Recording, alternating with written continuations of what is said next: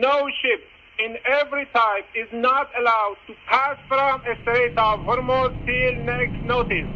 This is Sepah Navy, out.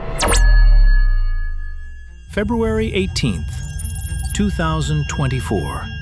A night like no other.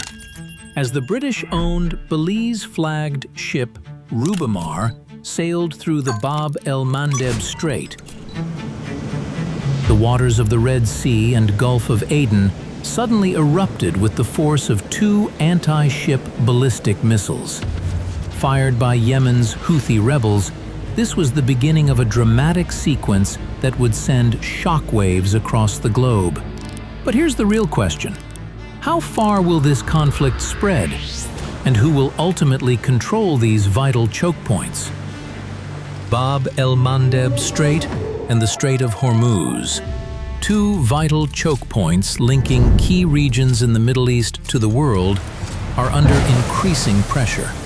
From Yemen to Iran, Israel to Saudi Arabia, every nation with a stake in the region is vying for control, either directly or through proxies. These narrow maritime passages, through which billions of dollars in trade flow every day, are now not just about oil, but global power and security. Why does this matter now? As tensions escalate, the future of international trade and military strategy in these choke points could reshape the geopolitical landscape of the Middle East and beyond. It all began in 2015, when the Houthi rebels, supported by Iran, began asserting their influence over Yemen, turning the Bab el-Mandeb Strait into a military flashpoint. The strait, just 20 miles wide, connects the Red Sea with the Gulf of Aden and is crucial for global shipping. By 2019, reports of attacks on commercial vessels in the strait became regular news. In 2023, the situation escalated dramatically when Houthi forces targeted Rubymar, a commercial vessel carrying 21,000 metric tons of ammonium phosphate sulfate. The incident marked the first time a commercial vessel sank as a result of such attacks, amplifying concerns about both trade disruptions and environmental damage. In parallel, the Strait of Hormuz, at the southern entrance to the Persian Gulf, has become a powder keg.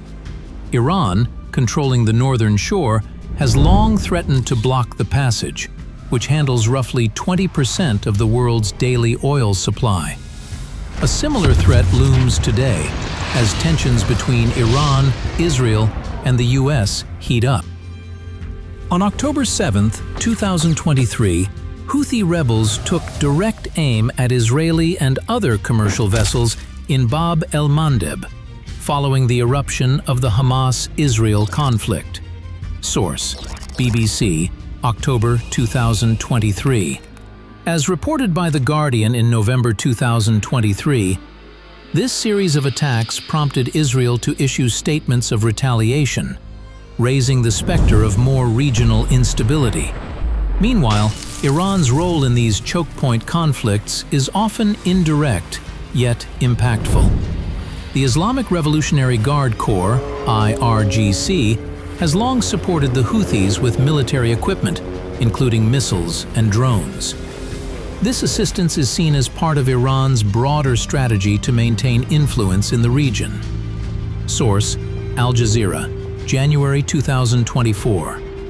At the same time, the US and Israel have ramped up military operations in the region. In response to the Houthi attacks, Israel's Operation Prosperity Guardian was launched to safeguard its maritime interests. Source: Times of Israel, February 2024. These actions, combined with US naval patrols in the region, underscore the rising stakes. The situation is far from clear-cut. Some argue that Iran's growing influence in Bab el-Mandeb is simply an extension of its strategic interests, particularly with regard to oil.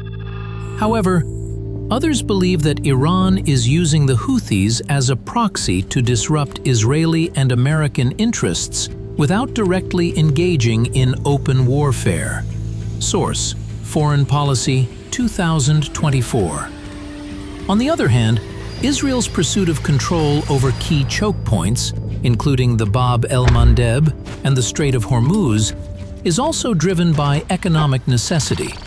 With 98% of its trade dependent on sea routes, Israel's security concerns are tied directly to the freedom of navigation in these waters. But could Israel's intervention in Yemen lead to unintended consequences? Critics argue that the region is too volatile to control through military force alone. The human toll of this maritime conflict is devastating. In Yemen, the attacks on commercial ships are part of the broader devastation caused by a long-running civil war. Yemen's civilian population has borne the brunt of these maritime disruptions, with food, medicine, and other critical supplies being delayed or blocked. Source: UNHCR, 2023. For the international community, these attacks aren't just theoretical. Shipping companies, sailors, and traders from around the world face ever-growing risks navigating these contested waters. The broader impact on global markets, particularly oil and gas, could raise costs for consumers worldwide. But for those living on the front lines, such as Yemen and Iran, the impacts are felt far more directly. These choke points represent more than just trade routes. They are a microcosm of global power struggles.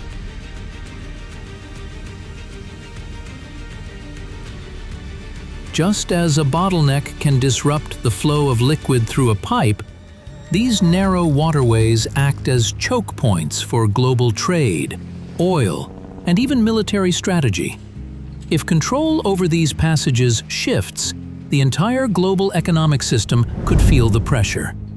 For Iran, blocking the Strait of Hormuz would be like wielding a hammer against the world's economic system, a last resort weapon aimed at crippling US and European economies. But this would also risk isolating Iran itself, as its economy is highly dependent on oil exports, and a shutdown of the strait would harm its own interests as well.